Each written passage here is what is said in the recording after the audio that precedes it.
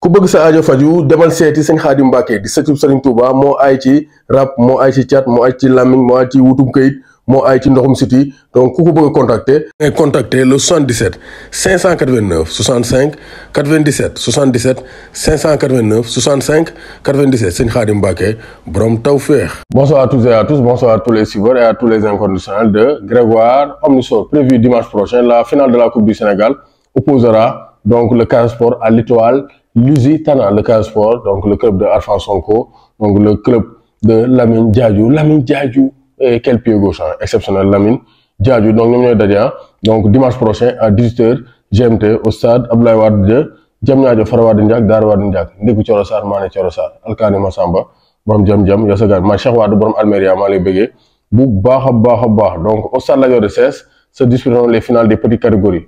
U20, en U20, on a Génération Foot face à Djambar. En U17, Génération Foot face à Oslo. Donc, vous voyez, ça final le samedi 25 juin. Donc, Génération Foot, petite catégorie, nous avons final U17 avec Junior et KDI. Donc, ça, Ablaye Wade, nous joué donc final Coupe du Sénégal. Mais actualité, c'est le Bayern de Munich. Bayern de Munich, pourquoi mon actualité fille du Sénégal? Parce que, donc, wa Bayern, Kailen, seetaan Sadio ngi ñëw donc Sadio ñëw na de Sadio ngi ñëw parce que Sadio donc mu ngi ci yoonu dem fële ca Bayern de Munich donc chose actée donc le Bayern prépare donc une grande présentation, une très grande donc présentation donc pour l'international sénégalais donc Sadio Mané Lothar Matthäus wax na ci ne Sadio Mané c'est un excellent joueur, il va s'adapter au Bayern de Munich. Jamie Carragher mu ngi jooy nee na mon joueur préféré par mais Liverpool ils sont pas reconnaissants. Un joueur comme Sadio Mané à 1 an de son contrat proposé au prolongation, ça veut dire que beaucoup de gens Liverpool jarul joyantu, c'est pas la peine qu'il pleurniche. Donc il voulait pas que Sadio Mané reste. Sinon un grand joueur comme Sadio Mané donc il propose une prolongation de contrat, ça c'est très clair. De toute façon la porte Liverpool, la page Liverpool est fermée. Gourmay Lam, Timbal Boy Bass, donc ñom Saliba Mohamed Faye, les supporters de Liverpool rien de muñ. Donc là c'est fini avec Sadio Mané moo tax benn ñu préparé accueil bu reuy. Donc bés du route bon rek lay tollol. Donc vraiment news medical next week. The official presentation of play maybe on Wednesday. Donc Sadio Mané visite médicale bi talaata la naa mardi après ñu présenter ko le mercredi. They are plans to present him the Allianz Arena big stage big transfer. Donc loolu Florian Plettenberg moo koy wax. Donc un grand journaliste fële ci Allemagne. Donc nee na un grand nee na day nekk une grande présentation pour un grand joueur. Bayern ñoom xam nañ valeur Sadio Mané mais Liverpool ñoom dañuy caaxaan donc loolu leer na. Donc Lyon amical donc les Lions s'inclinent devant les Lions indomptables. Donc Cameroun moom dañoo yëpp des fois moom dañuy indil ay problème. Donc Lions du Sénégal yi dañ leen doon 1-0. Ousseynou Thioune donc vers Auxerre. Donc l'AJU Auxerre veut ramener Ousseynou Thioune en Ligue 1 donc français Ousseynou Thioune international sénégalais parce que Soso ça va nekkatu fa donc il y a de fortes chances que donc Ousseynou Thioune quitté parce que Omar Daf quitté na. Donc Dan Ndoye ñu ko fi doon présenté des fois su ma ko présenté gars yi di wax léegi moom waxal na boppam Dan Ndoye international suisse espoir mais Dan Ndoye Mali Marème Ndoye donc Wally way na ko Ndoye Mali Marème Ndoye. Donc ça c'est très clair. Donc actuellement en vacances au Sénégal booy ay Sénégalais lañ même si jóge nañ Suisse mais nag kenn du taamu fi ngay juddu yàlla moo naan fi ngay juddoo donc booy dañoo war a naxtaan indi leen ku bëgg a ñëw nga ñëw. Donc deux Sénégalais Dan Ndoye mu ngi joué donc avec le FC Bâle. Donc Nice moo ko donc alors FC Bâle mais il a été définitivement transféré au FC Bâle parce que day am temps de jeu. Donc 21 ans excentré, un très bon joueur. Il est intéressé par l'équipe nationale du Sénégal. Donc petite catégorie suisse joué donc 20 sélections, 7 buts avec donc la nature U21. Il a participé à l'Euro U21 donc comme tant d'autres binationaux comme Yon Koulibaly comme Niani.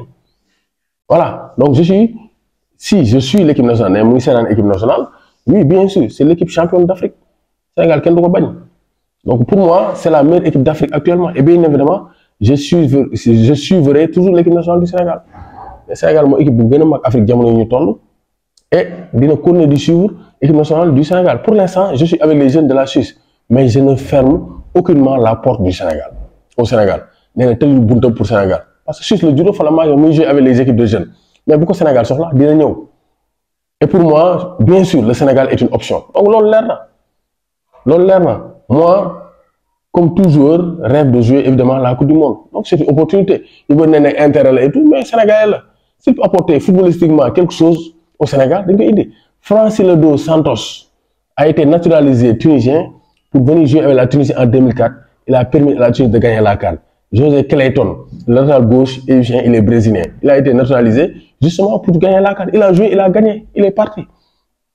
Donc, pour que il nous dara équipe nationale a un impact sur le terrain de l'Égypte. D'autant plus que les Sénégalais là, Dandoy, Ndoy Mali Marem Ndoy. Donc, ça c'est une information. Donc, Dandoy, si Aliou Cissé veut le convoquer pour renforcer les ailes de l'équipe nationale du Sénégal, il peut le faire. Ah, parce que vous Lamine Diadou, la pépite donc Sénégalo-Gambien, parce que Gambien actuellement, nous voilà, mais Diadou moi choisir. Vous choisir le Sénégal aussi, parce que c'est le Mahrez, Gambien sénégalais, il est exceptionnel. Pas Ousmane Sakho Mouifi, donc Kalisen Mouifi. Donc il peut renforcer le Dandoy, il peut renforcer les ailes. Parce qu'il ça Sadio Mané Bakane, il faut renforcer les ailes. Parce que nous avons un problème sur le bop qui commence à mettre. On avait des problèmes. Voilà, ça c'est que donc notre rêve était de former des jeunes pour gagner la CAN. Ils ont réussi, ça c'est vrai. Donc Djamba, Génération Foot, les centres là, vraiment ils ont fait du très bon travail. Hein? Donc toutes les primes dévoilées, le vainqueur de la Coupe du Monde aura 26,4 milliards de francs CFA. 26 milliards. Donc il y a déjà gagner la Coupe du Monde parce que 26 milliards, ça sera une très belle prime. Nous avons quart de finale, 17 millions de dollars, 10,7 milliards. Nous avons quart de finale, nous avons presque 11 milliards de francs CFA. Nous avons huitième de finale, nous avons 8,1 milliards. Donc les nations éliminées en phase de poule toucheront 5,6 milliards. Donc Sénégal, avec Boudémer, nous avons 5,6 milliards. Donc si on fait il a son autorité, il faut bien gérer le football. Ça fait rentrer de l'argent. Investir l'argent dans le football local pour développer. Il a reçu. Balanga nam nefa. Yalla bay sa tol. Il faut investir sur le football local. Défaire infrastructure yi. Jox les stades là, les marchés dégg na dembu job joxé nañ ko. Mais il faut donner aux professionnels. Ñi mëna défar stade correctement ngeen jox leen ko. Nañ bay taf yëngal bi.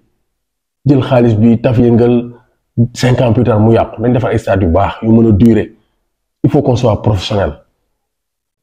Donc, coup du monde, rek, vous éliminer la phase de poule, vous avez 5,6 milliards. Coup dem 8e de finale, vous éliminer 8,1 milliards. Coup dem quart de finale, vous avez 17 milliards. Le pays vainqueur doit toucher 26 milliards. L'autre finaliste doit toucher presque 19 milliards, 18,9 milliards. Donc, 1,5 million de dollars, 941 millions à chacun des 32 pays. Donc, quand on est qualifié, le Sénégal a 946 millions. Déjà, tu as déjà fait. C'est yalla. Non, le football doxul jàmm. Comme dom dal, jox ko bal mu football. Waaw, lool dal la parce que football bi non pour xajul ci quartier. Ma la xamal lolu. Doomu Gaynde Njaay warul tiit warul ragal